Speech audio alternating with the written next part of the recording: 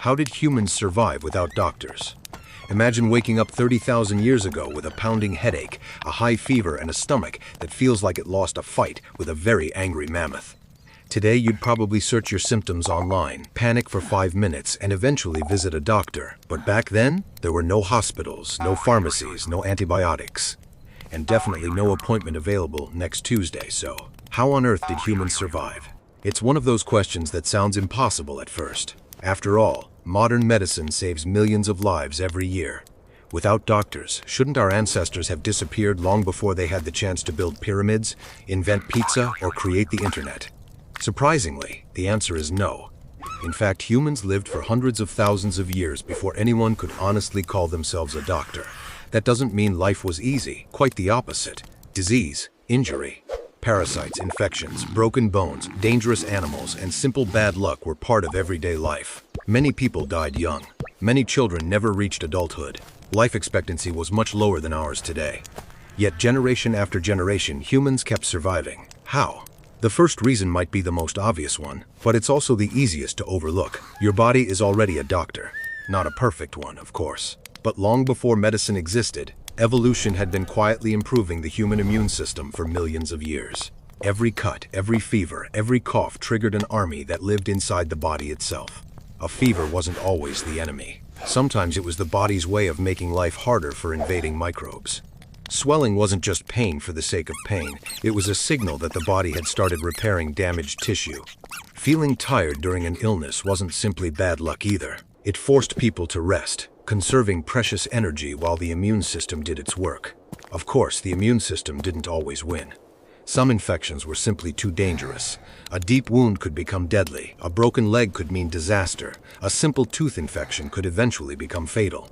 Nature was never gentle. But here's something fascinating. The human body didn't evolve alone. Humans evolved in groups. That's where the real story begins. Imagine a hunter twisting an ankle miles from camp. If he lived alone, that injury could easily become a death sentence. He couldn't hunt, he couldn't gather food, he couldn't escape predators. But humans rarely lived alone. Archaeologists have discovered prehistoric skeletons showing healed broken bones, severe injuries, and even disabilities that would have required months or even years of care. Those people survived long enough for their bones to heal. That could only happen if someone else brought food, someone gathered water, someone protected the camp, someone waited. In other words, before there were doctors, there were caregivers. That simple act of helping each other may have been one of humanity's greatest survival tools. Think about it this way. A wolf pack protects injured members only to a limited extent. Most animals simply cannot afford to care for the weak for very long. Humans made a different choice, instead of abandoning every injured person. Many prehistoric groups invested time and energy into helping them recover. It wasn't just kindness, it was smart survival. An experienced hunter with a broken leg still knew where the animals migrated. An older woman who could no longer run still remembered which berries were safe to eat. An injured toolmaker could still teach children how to shape stone. Knowledge was often more valuable than muscles. Keeping people alive meant keeping experience alive. That knowledge could save the next generation. In a way, the tribe itself became the hospital. Of course, prehistoric people didn't understand bacteria or viruses. Nobody knew what germs were. They couldn't see microscopic organisms hiding in dirty water or inside wounds. But humans are excellent pattern recognition machines. If someone became sick after drinking from one stagnant pool, but stayed healthy after drinking from a flowing stream, people remembered. If one plant seemed to soothe pain while another made everyone violently ill. People remembered that too. Nobody needed a microscope to notice patterns. Generation after generation, these observations slowly accumulated. Small discoveries became traditions. Traditions became survival strategies. Some worked, some absolutely did not. Ancient medicine included brilliant observations mixed with spectacularly terrible ideas. Trying random plants was probably the prehistoric version of scrolling through questionable health advice online. Sometimes it helped, sometimes it definitely didn't, and someone probably became the unfortunate volunteer. Still, over thousands of years, useful knowledge slowly spread through families and tribes. People learned which wounds should stay clean. They learned that warmth helped the sick conserve energy. They learned that cooked food was often easier to digest than raw food. They learned to rest. Most importantly, they learned to care. Care may sound simple, but in prehistoric times it was revolutionary.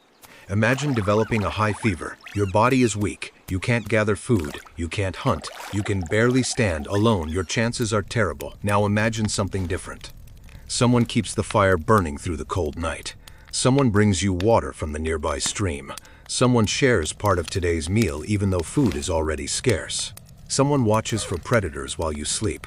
None of these people has a medical degree, yet together they may have saved your life. Modern scientists often describe humans as one of the most social species on Earth, and our ability to cooperate may have been just as important as our intelligence. Caring for the sick wasn't simply an act of compassion, it was an investment in the future of the group. Think about your grandparents for a moment. Even if they no longer run marathons or climb mountains, they still carry decades of experience. They remember stories, skills, recipes, family history, and lessons that younger people haven't learned yet. Prehistoric elders were no different. An older hunter might know where animals migrated during a dry season. An experienced gatherer could recognize poisonous berries from safe ones with a single glance. Someone who had survived a dangerous illness before might recognize its warning signs in another person. That kind of knowledge couldn't be written down. There were no books, no notebooks, no internet. Knowledge lived inside people. Keeping people alive meant protecting an entire library of experience. That's one reason archaeologists become so excited when they discover ancient skeletons showing healed injuries. Some prehistoric individuals survived broken legs, crushed arms, damaged hips, and other severe injuries that would have left them unable to hunt for months. Those bones healed because somebody stayed, somebody carried food, somebody waited, somebody cared. Of course, not every story ended happily. Many infections were fatal. A deep cut could become deadly. A difficult childbirth could take the lives of both mother and baby. Parasites constantly stole nutrients from the body. Simple tooth infections sometimes spread into the bloodstream. Compared with modern medicine, prehistoric life was incredibly dangerous.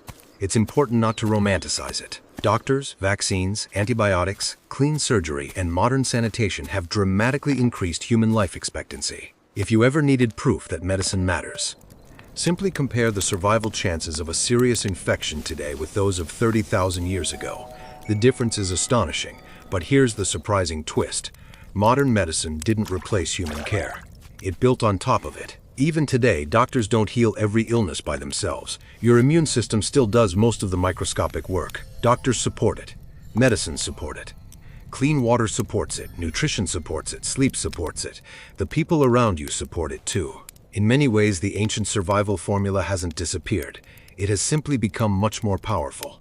When you're sick today, you're usually told to drink water, rest, eat nutritious food, stay warm, and seek medical help when necessary. Notice something familiar? Those first few steps would have looked surprisingly recognizable to our prehistoric ancestors. The tools have changed. The principles haven't changed nearly as much as we might imagine. Perhaps that's why humans became so successful. We weren't the fastest animals. We weren't the strongest. We didn't have claws like bears or teeth like lions. Instead, we had something unusual. We learned, we remembered, and most importantly, we looked after each other. That combination turned small discoveries into survival strategies into traditions, and traditions into the foundations of medicine itself. So the next time you recover from a cold, thank your immune system. Thank modern medicine. But perhaps spare a thought for the countless unnamed humans who lived thousands of generations before hospitals ever existed. They experimented, they observed, they failed, they learned, and they cared for one another long enough for those lessons to reach us today.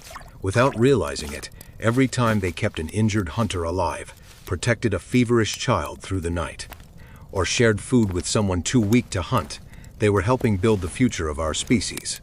So how did humans survive without doctors? Not because they never became sick. Not because nature was kind. Not because ancient medicine was magical. They survived because evolution gave them remarkable bodies. Curiosity helped them recognize patterns. And cooperation transformed small groups of vulnerable primates into one of the most successful species on Earth. Maybe the first hospital wasn't a building at all. Maybe it was simply a circle of people sitting around a fire, refusing to leave someone behind. And that raises one final question. If you had been living 30,000 years ago with no hospitals, no medicine, and no doctors, which would you trust most to save your life? Your own body, a mysterious healing plant, the wisest elder in the tribe, or the people willing to stay beside you until morning?